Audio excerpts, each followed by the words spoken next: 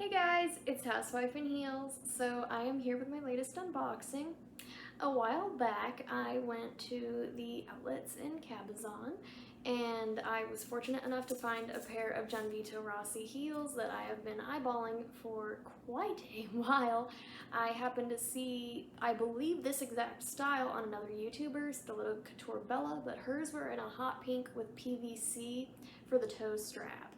So I managed to find a pair that was either very similar or the exact style, just done without the PVC, just the standard issue leather, and mine came in a leopard print, so they're kind of giving some Carole Baskin vibes.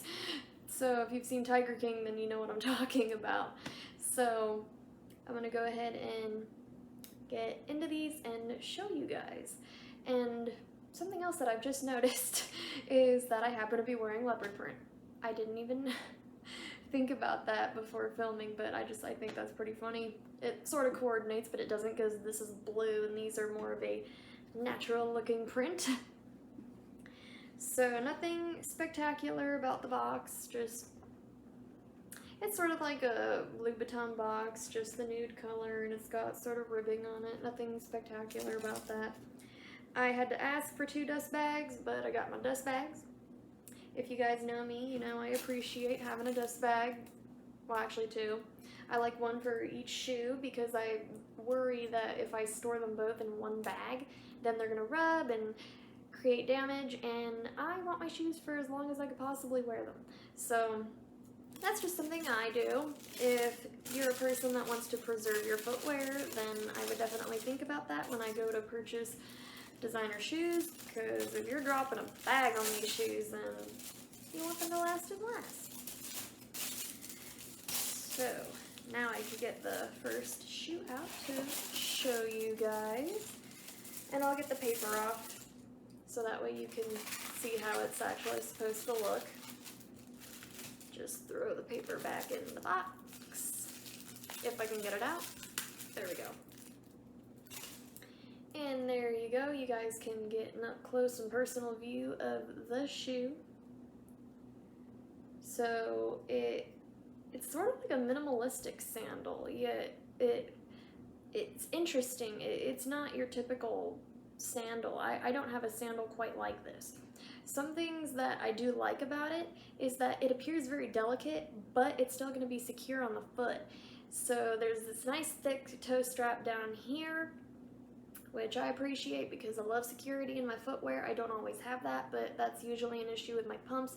Not really my sandals unless it's a mule, and all you have is the toe box of that mule holding your foot in. So that I really appreciate. I love that the whole foot is pretty much wrapped into the shoe. You're not gonna really have to worry about your foot flying out or feeling like you're insecure. You're gonna be snugly in the shoe. If you get this particular design, this is called the Manhattan. And for those who are interested in purchasing a pair, if they're available, I'll link it down below. And for sizing, I went true to size. I'm a 36 9 times out of 10. These are a 36. Now, that's not the norm for most people when it comes to designer footwear. Most of the time, you're going to want to go up half a size. I typically go true to size because I have very narrow feet.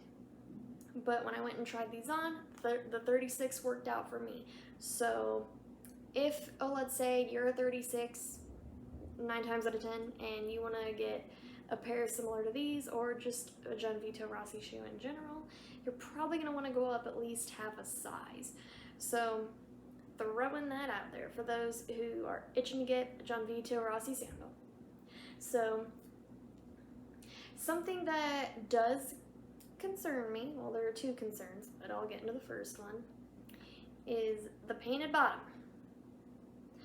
I don't know why designers other than Louboutin, who made it a trademark, go and do this, because this, in my opinion, creates a safety hazard, how slick the bottom of the shoe actually is.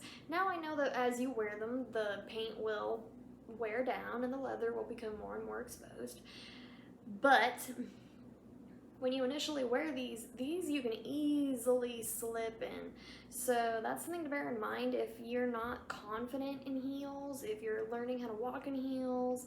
So proceed with caution if you're not very experienced in heels and you're a little bit insecure about actually wearing them out. So this I don't particularly care for. I wish it was more so like a Jimmy Choo where the leather is exposed and you have a lot more tread and grip on the ground, so that way that's not that big of a concern. Something else that worries me is this little bit of fabric.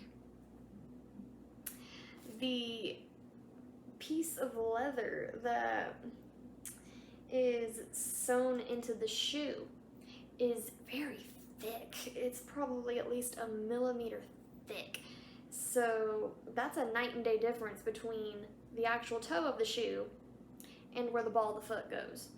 It's a stark difference.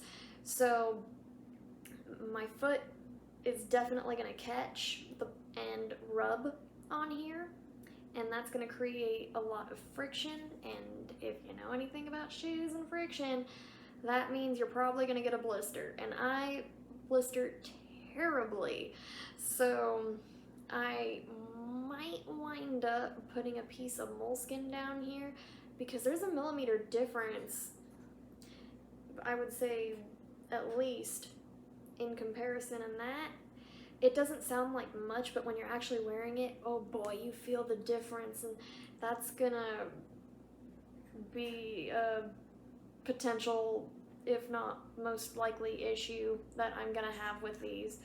But those are really my primary concerns. Nothing too crazy, nothing that I'm unfamiliar with as a high heel wearer.